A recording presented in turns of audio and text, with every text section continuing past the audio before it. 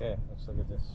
Okay guys, we are going to try and repair this heat exchanger. If you look right here, you can see how bad the erosion is, and it's come completely through. But this erosion, we're going to try and build up with lab metal. This is the high temp lab metal that's good up to 1,000 degrees.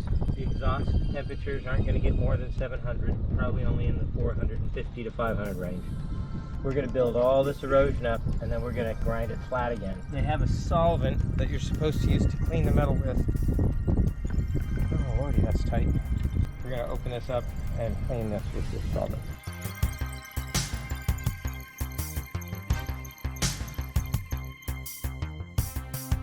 But this looks like it's not set too long, so it's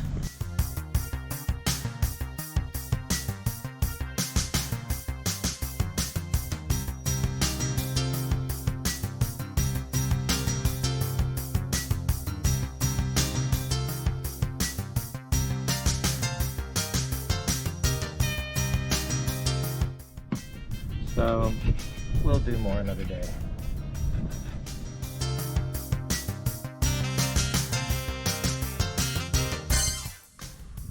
Good morning everybody.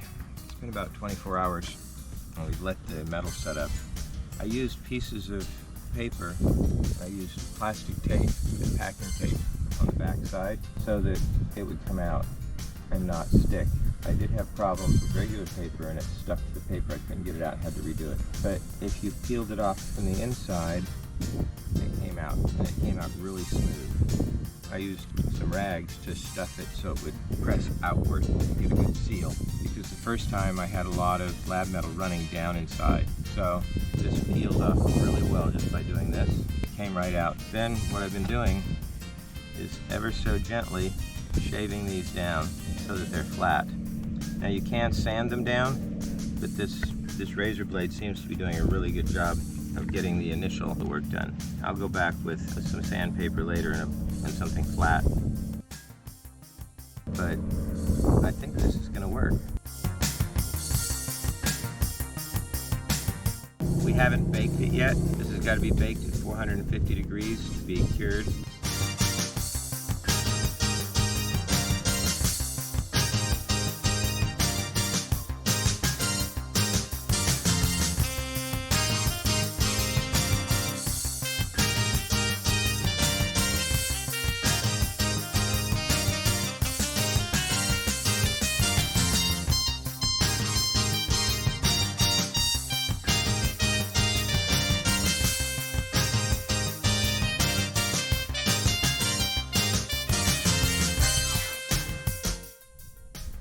Well, it is time to put the motor back together again. So here's a quick recap of what we've been doing. We found a lot of saltwater ingestion in the engine. It was due to the old exhaust.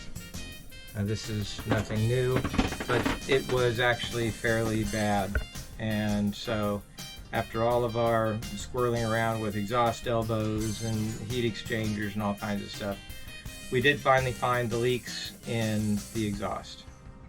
So our exhaust is an old style of water jacket exhaust. It runs 15 feet.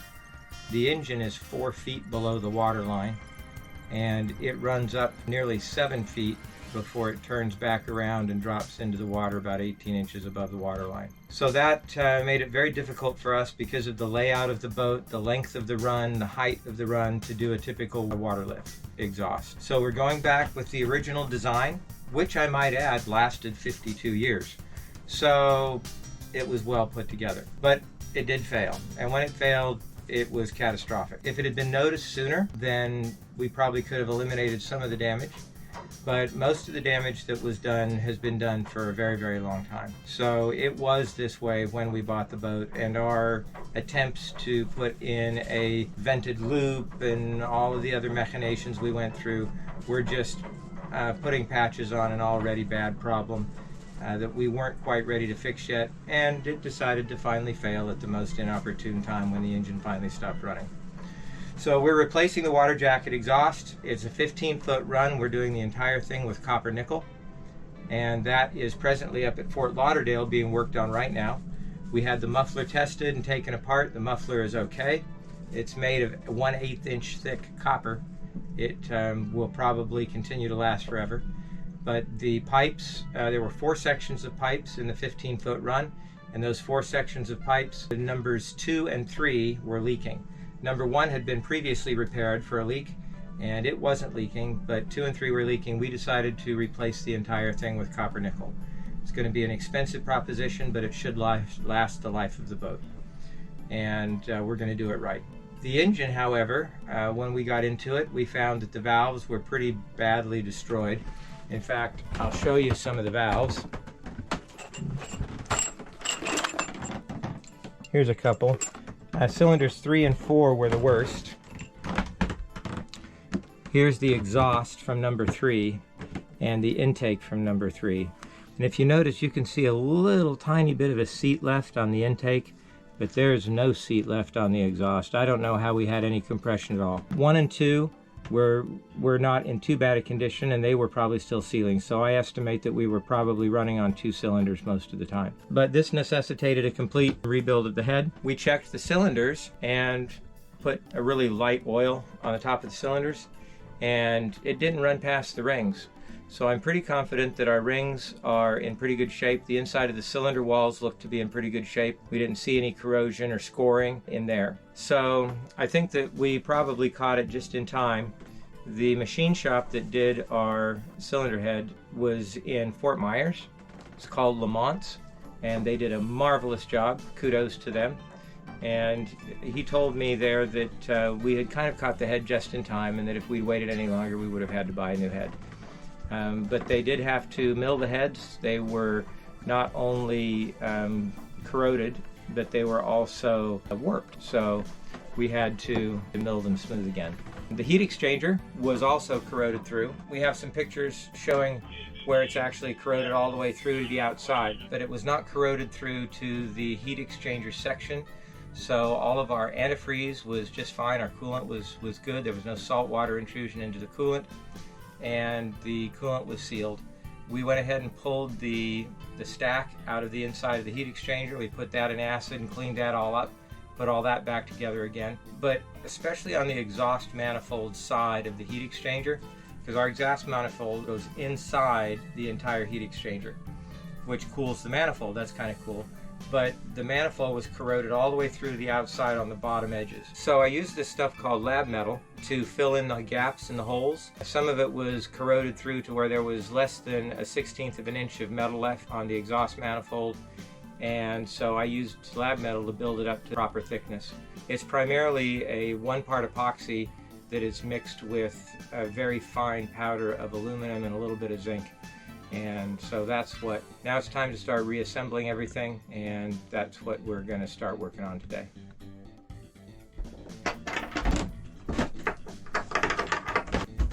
As you can see, we've been doing a lot to clean up the engine. One of the things that I need to do is measure the size of the bolt for the pulley.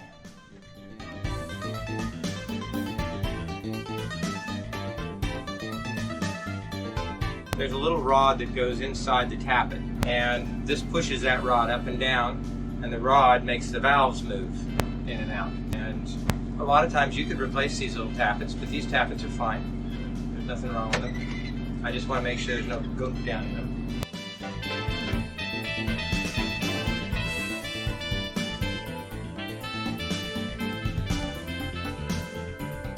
We're rebuilding the top half of the engine, which is sitting on the deck right now on one of those black boxes.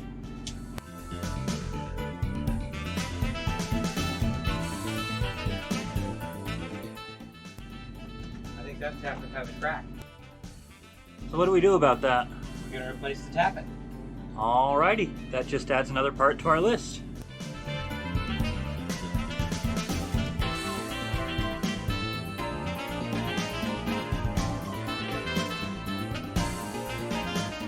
The cracked tappet is probably what caused the bent push rod. Bent push rod, yeah. So now, number four is bad.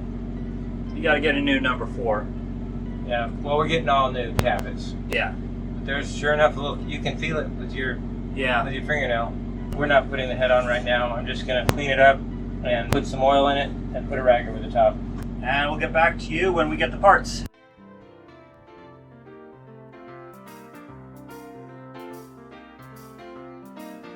Start pulling up the floor.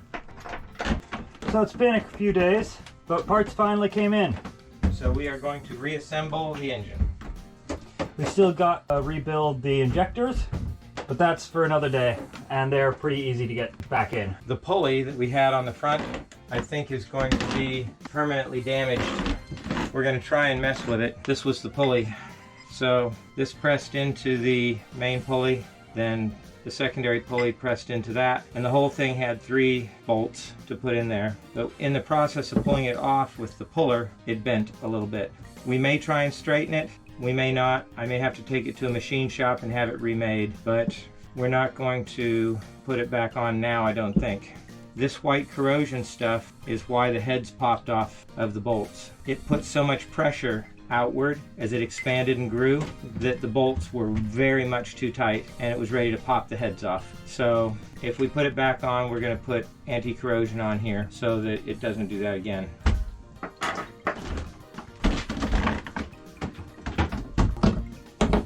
This is what we're going to install today. And yes, it is heavy.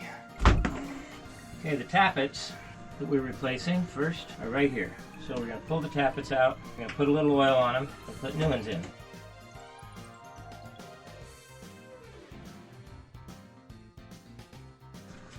Here's our new tappets. Away.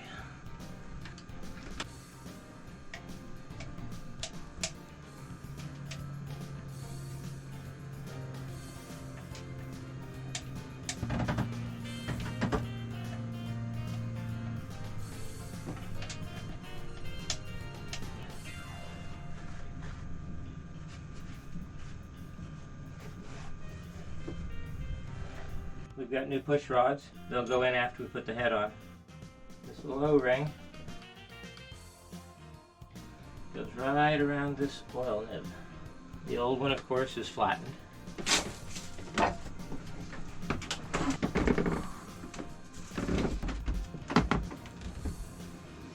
Here's our head gasket.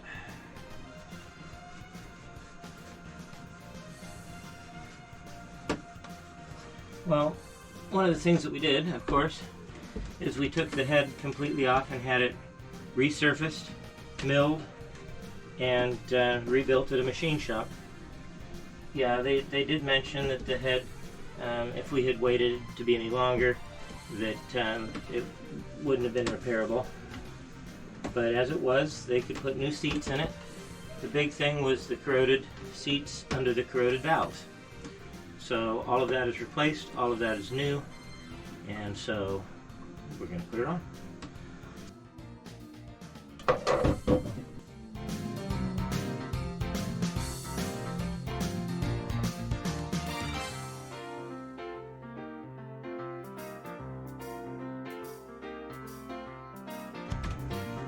Straight down.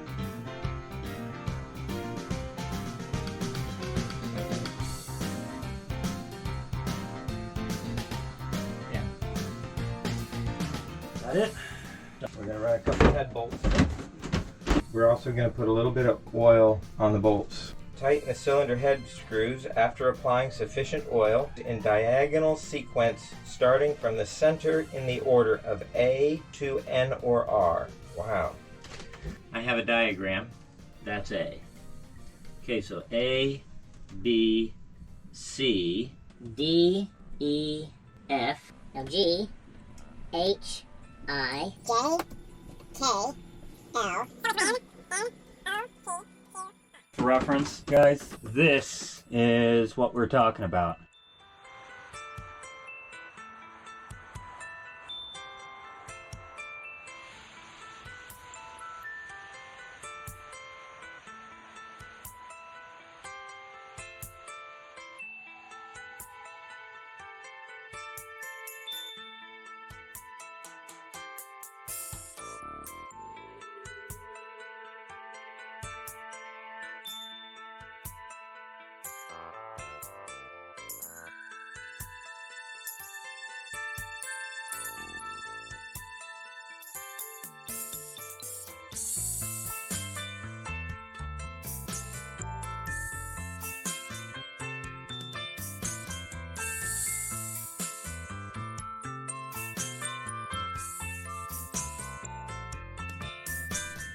So what happens, if you don't get these in the right order when you're torquing them, it can warp the head in the long run.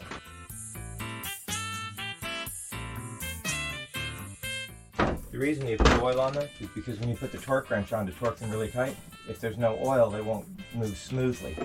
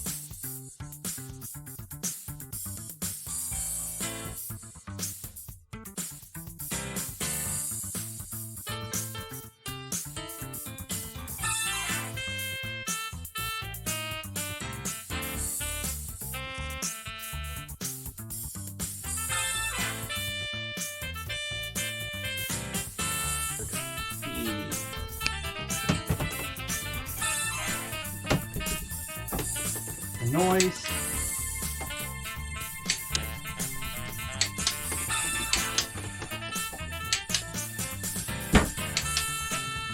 I have this.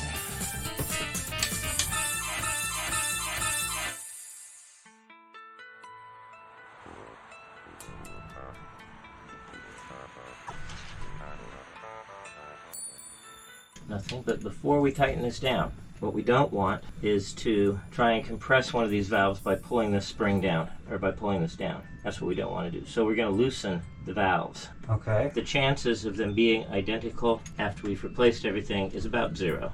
So we want to make sure that when we tighten it down, we're not going to press down on a valve and mess things up. Which is why you're futzing with it, making Like sure this it's one lined right up. here, Yeah. that one probably want to loosen. The others we might be able to get away with holding down, but I don't know about this one.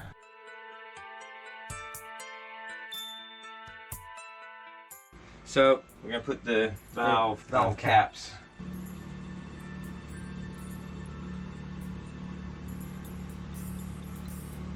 So I'm filling them with a little bit of motor oil before I put them on top of the valve.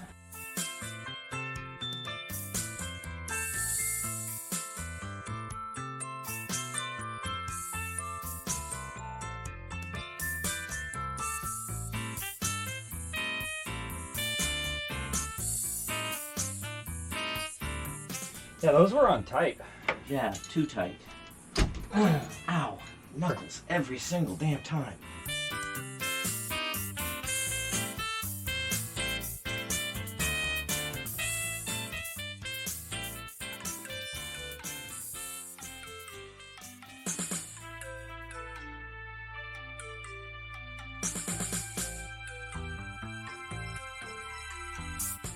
It's on here.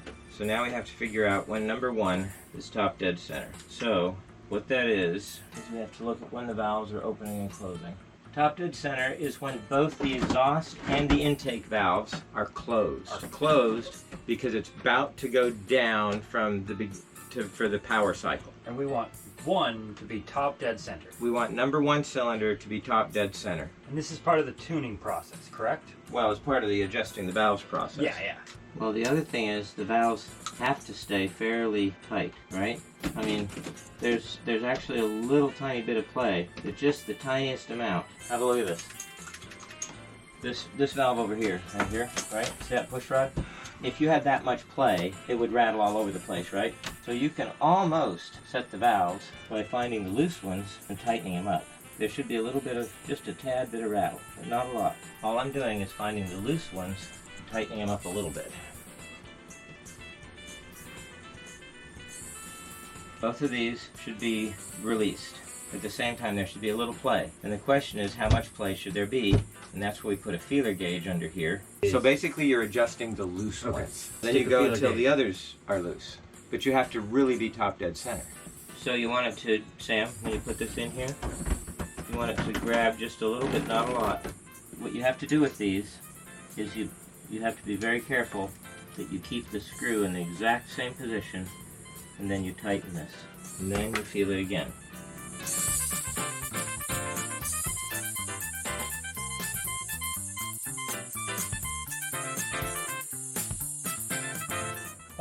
it's getting late in the day, so we'll catch up with y'all another day.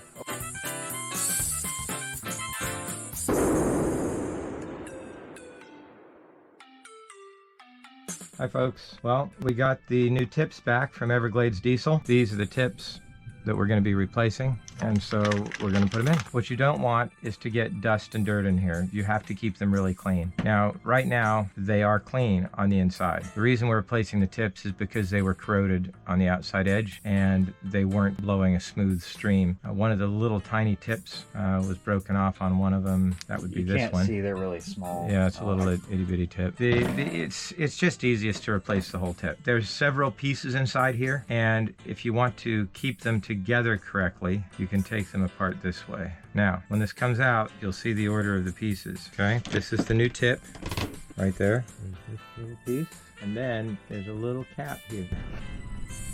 That little cap sits on top of the spring.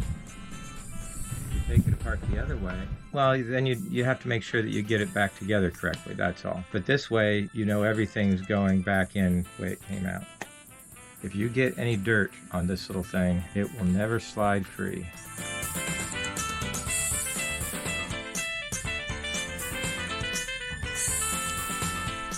And simply do the same for the rest. Rinse and repeat. So we just finished adjusting the valves, and you can put number 1 at top dead center and then adjust a couple others. But what we decided to do is just turn each cylinder to top dead center and adjust the lash that way. It takes longer, but the other didn't seem to work right. So we have to put on the intake manifold, we have to put the exhaust manifold on, and start putting things back together. Onward and upward. We'll show you the exhaust and intake manifolds next.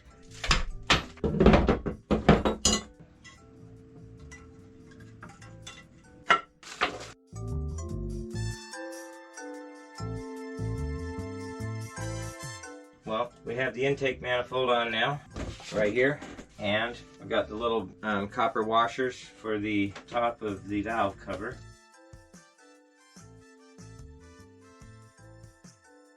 Now we can change the oil. I think we're going to go ahead and put the exhaust manifold on next. It goes on this side. It's kind of a pain in the rear to get to, but I guess we got to do it eventually, so now's the time. What we did, where the erosion was really bad here, we used lab metal and we baked it in, so this is going to be an experiment to see whether it's going to work. We have to put these nuts on the end of the studs just a little bit so that the manifold will slide onto here from the top, and then we have to tighten them up from the underside. It's a real pain. So I'm going to try and put it on from the top. Want me to let you know if it's lined up?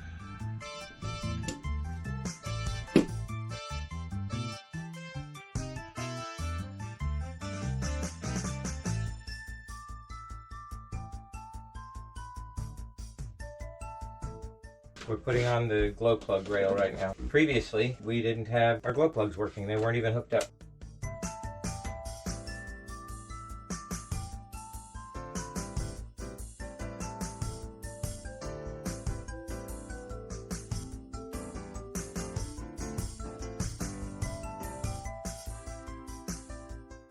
Well, the engine is back together, all except for our air intake. I don't know where that is. We're missing the exhaust, so if we did try to start it, we'd be on a fast track to dumping a lot more water than we need to into the bilge. But we are going to now change the oil, and we're going to put new antifreeze in, and I'm going to try and bleed the injector system and get the air out of it, and we're going to look for our air intake. Almost 7. So this was about 6 or 7 hours of work to get it completely back together.